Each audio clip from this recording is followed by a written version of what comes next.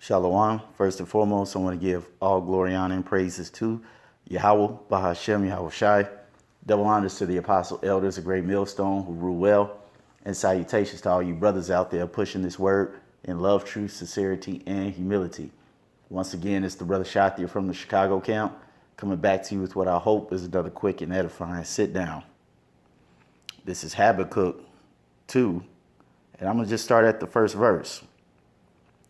It says, I will stand upon my watch and set me upon the tower, and I will watch to see what he will say unto me, and what I shall answer when I am reproved. And Yahweh answered me and said, write the vision and make it plain upon tables, that he may run that readeth it. For the vision is yet for an appointed time, but at the end it shall speak and not lie. Though it tarry, wait for it, because it will surely come, it will not tarry. And what you have here in this moment, in this time, in the history of man, as a court system would say, you have a preponderance of evidence that these visions are coming to pass. Because if anybody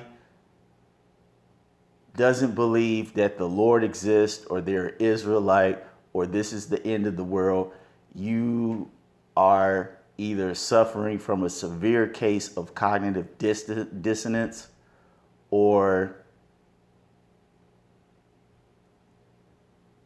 you just don't care. Though those are the only two options, because the Lord has made it abundantly clear through his visions and prophecies that this is the time that he's going to come and visit the earth for all the abominations which it has done, and to deliver his people. Now, I made mention of this phrase called the preponderance of evidence. Now, when I looked this up, it was very interesting, a very interesting word. So I have my little Black's Law dictionary app, and it says preponderance of evidence. It says also known as the balance of probabilities.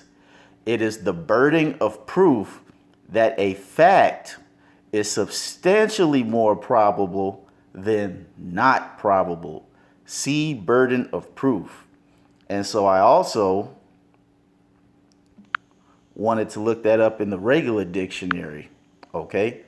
And this is preponderance.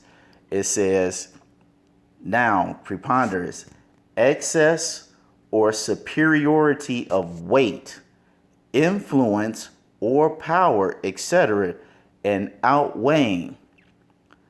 It's going to skip to definition 3, the greater portion of the weight, the majority. So now I'm going to slide to preponderance of the evidence.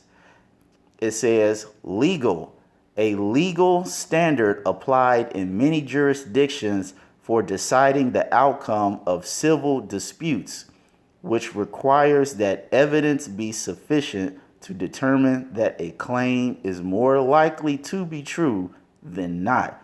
Synonyms, balance of probabilities. So let's click on that. Legal, a legal standard applied in many jurisdictions for deciding the outcome of civil disputes, which requires that a dispute be decided in favor of a party whose claims are more likely to be true. All right. And what group of people do you have on the highways and byways declaring not only to their own people, but all the nations in the world, that the God of the Bible is real, these prophecies are real, and that by the time all this thing is said and done, Yahweh Bashem Yahweh Shai is going to show you through the preponderance of evidence, without a shadow of a doubt, that he was the one that did these things, and these things are real. Okay?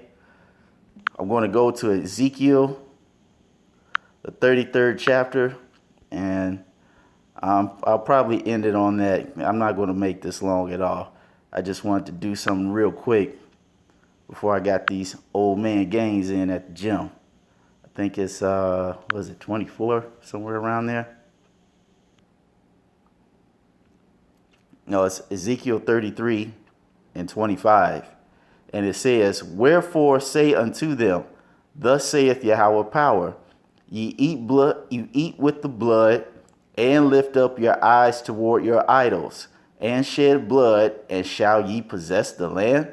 Now the Lord's talking about Israel, but you got to think in this day and time, all right, this wicked influence that bad Uncle Esau has, he's spread across the entire earth, as it says, and I believe it's Jeremiah the 51st chapter, where it said Babylon have been a golden cup in the Lord's hand. It caused all the nations to be drunker. So you got all these different nations and people, especially our people, are drunk off this Babylon juice. Nonetheless, in verse 26, it says, ye stand upon your sword, ye work abomination, and ye defile every one his neighbor's wife. And shall ye possess the land? Right. Shall you literally possess your homeland? Shall you continue to be prosperous?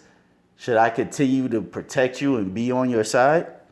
It say thou thus unto them, thus saith Yahweh power, as I live, surely they that are in the waste shall fall by the sword, and him that is in the open field will I give to the beast to be devoured, and they that be in the forts and in the caves shall die of the pestilence.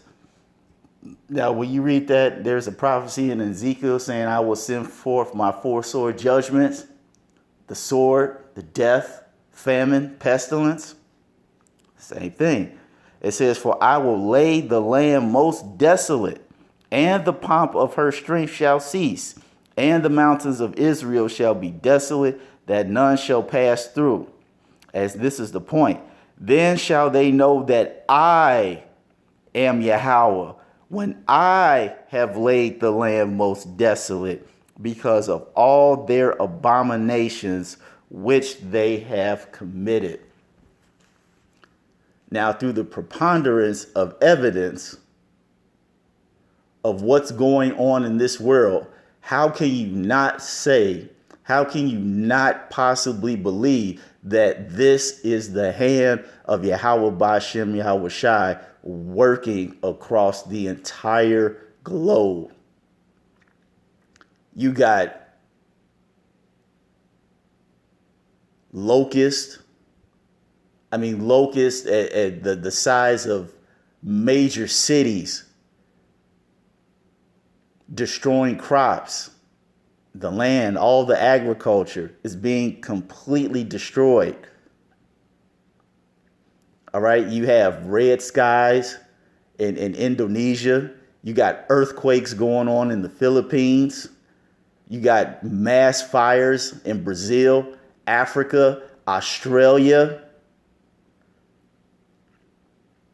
You have cold fronts in places that never experienced cold fronts. You got low birth rates going on everywhere. You have morality at an all-time low. You have hope at an all-time low. You have more poverty and homelessness and diseases than any other time in the history of man. All these prophecies that the Lord predicted to come to pass are now taking place to the point where they're almost at their perfection.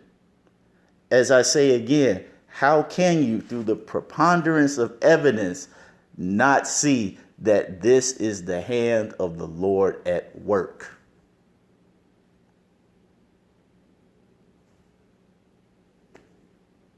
You tell me.